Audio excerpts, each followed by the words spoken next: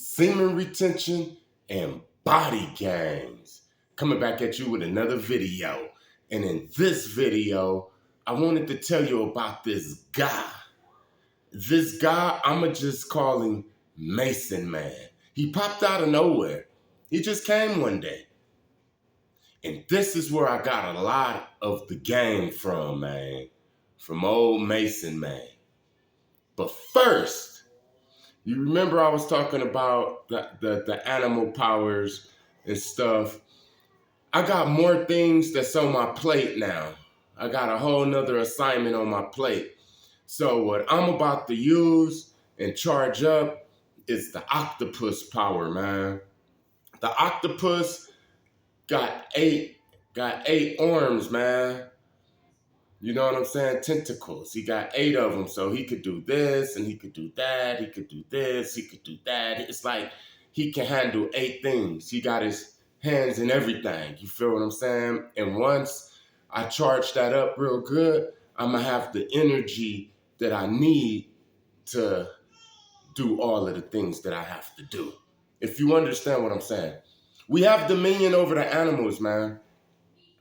But anyway, Mason Man. So this was years ago. I was up in the park. There's a park downtown Long Beach. I was homeless in the park and I was selling weed up in the park. I had workers up in the park and all of that, but I was homeless also. All of us was homeless. And then one day this one guy came to the park and he stayed off in the cut for a minute. And I told the workers like, hey, don't even mess with him. But then he started easing his way into the park, talking to certain people. And the people that he talked to let me know that he wasn't the police because he wouldn't be talking to these guys if he was the police. You hear what I'm saying? So I gave him a pass. He bought a couple of bags here and there, you know what I'm saying? But from a distance, he'd send like people. So one day, one of my workers came and they was like, hey, he wanna holler at you. So I went over there. I thought he was gonna ask me about buying some weight or something. I was gonna say no anyway, but he didn't even ask me that. He asked me, did I know anything about a code and all of this type of stuff. And I was playing dumb. I was like, nah, I don't know anything about that. You know what I'm saying? I just sell weed. I'm homeless. You know what I'm saying? I'm from Watts. And he pulled out this card. It was like a turquoise looking, bluish, greenish looking card. And it was a Freemason card. And he was a Freemason for a long time, man. He was a Freemason since like the 60s, man, for real. This was years ago. But still back then, he was still for a long time, right? And then I'm like, yeah, what's that? And he was like, he started explaining it to me and all of that type of stuff. And I said, yeah, but besides that, what's up? And he said, he need me to do him a favor and he'd do me a favor in return. And then I was like, what's the favor, man? And then he was like, he need me to help him heal his leg. He need me to heal his leg for him because he's a fugitive from the Freemason Lodge or something like that. He did something wrong. He never told me, but he was on the run. He was ex-military and all of this type of stuff. And he had an infection in his leg that was going to take him out. And he needed me to help him out. And I'm like, man, how the hell am I going to help you out, fix your leg? And he said that he was going to teach me about these powers and stuff. A lot of the stuff that I'm talking about now is some of the stuff that he taught me. And I ain't even talking about all of the stuff that he didn't taught me. I can't even put it on here, right? But I was like, I don't know, you know what I'm saying? Like, I'm totally confused, man. And he was like, all right, I'm going to be coming up here, you know what I'm saying? Because I'm dying and shit, and I need you, so you're going to be seeing me. So as the days and weeks go on, we're going to be talking about this. But I got something for you tomorrow. So I'm like, all right. So the next day come, and sure enough, he came to the park. He had all of these books. He had Freemasons books. He's had the Martineters. He had everything. The Anthony LaVey Satanics. He had the Goetias. He had like a gang of books. He had the Freemason compass and square pins, and he even had like these blue sweats with the compass and square, like some recruit. It reminded me of like some Navy recruit type of sweats, but it had the Freemason sign right there. And he was like, "Here, this is all of yours." And I was like, "This is mine." And he was like, "Yeah. When we done talking and stuff, you're going to see why this is all yours. But just take this." He gave me the Rosicrucian. He said, "Take this back and read all of this, and I'm gonna be asking you questions. You can ask me questions in the deal for you helping me heal my leg and stuff. You can ask me any questions, and I honestly tell you I'm from the highest of the Freemasons that I am." And I was like, "What? Yeah, right. Like, give me an example of the type of stuff you would tell me." And he said, "Okay, for example, vampires, witches, trolls, elves, all of that stuff you hear about is real, and it's here and it's now and it's around you." And I'm like, "What?" So we start going into that. You hear what I'm saying? And then he started telling me about myself and others like me, like Simeon Toku. He was on the Simeon Toku. We walked around Long Beach. He showed me different Freemason lodges and how they was built, on which ley lines they was built. I learned about the ley lines and all of this. But he also told me that through everything that he know, that the Most High is the Most High. That's one thing that he wanted to make clear. He said that he didn't literally summoned up demons and all of this type of stuff. He didn't made millions of dollars. He didn't did this. He didn't travel around the world. And I believe him. He really did. I believe him. But one thing he know is that in all of these witches and sorcerers and stuff, no, he was a sorcerer. And all of these witches and wizards and sorcerers know is that the Most High is the Most High, man. Don't let him fool you, man. He told me that, and I'm talking about a master one, man. You hear what I'm saying? He took me all over Long Beach. He showed the most important thing he told me was about myself and the others that's like me. He said that we have superpowers, the abilities. He said that that's the reason that he came to me, because they watch us. And this is where I learned about the blood magic. They call it the DNA when they take it out the baby and stuff. They've been doing that for years and years and years, knowing who we are through our DNA, tracking the Christ bloodline. That's what they're trying to look for this bloodline and eliminate it.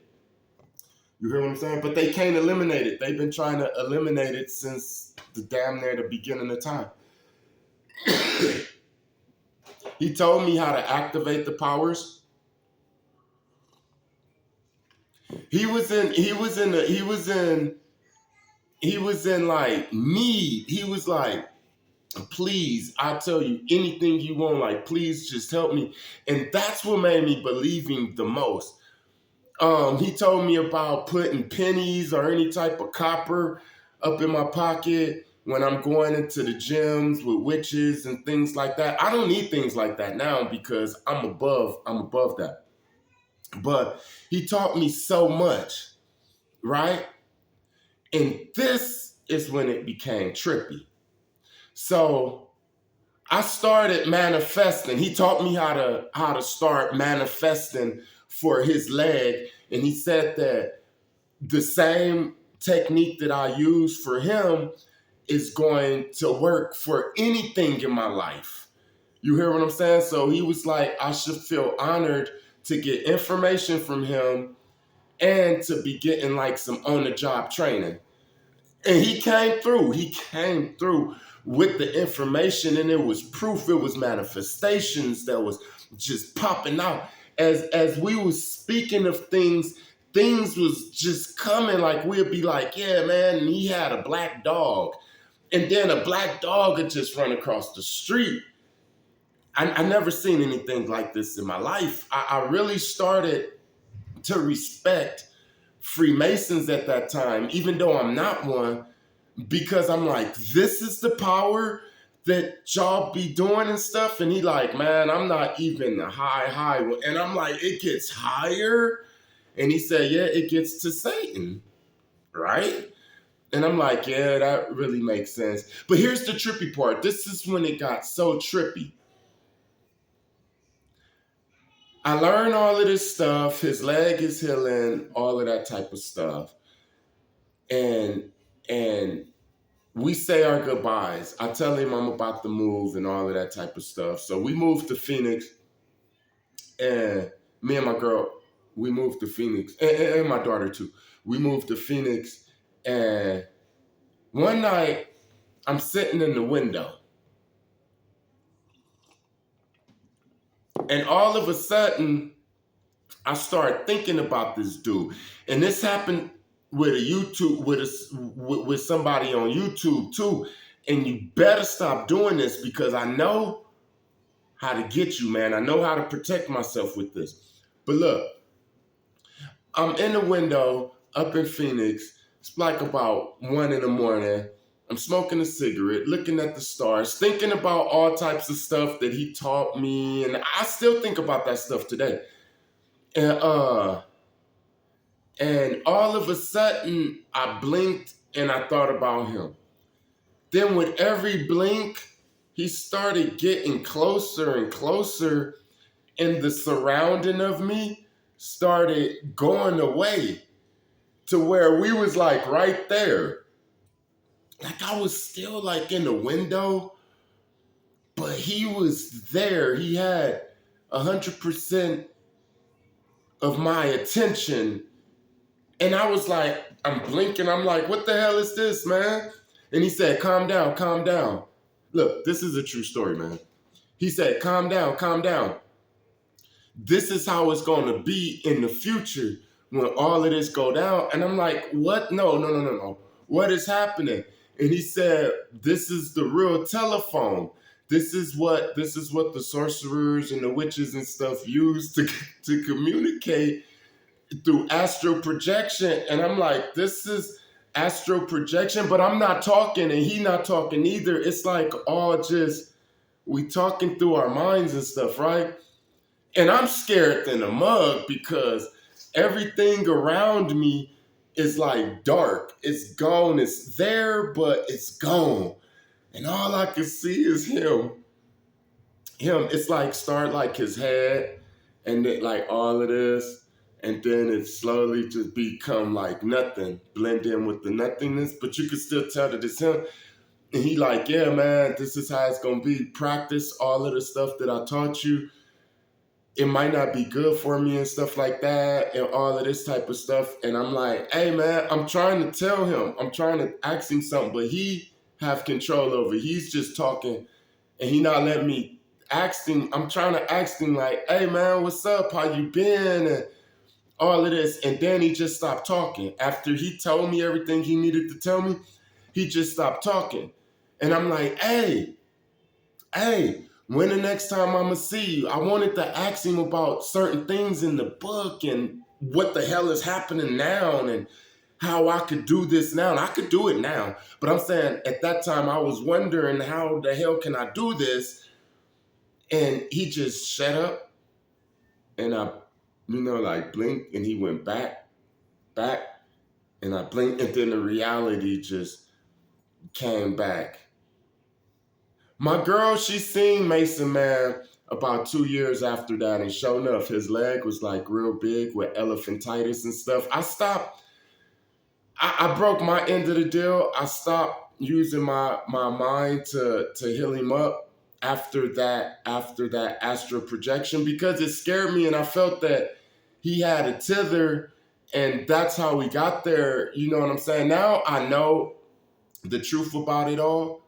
It could be a part 2. I just might make a part 2. Wormwood, semen retention, and body gangs. That's the story of Mason, man. That's one person that I came encounter with. that taught me the game. Don't forget to like, comment, share, and subscribe.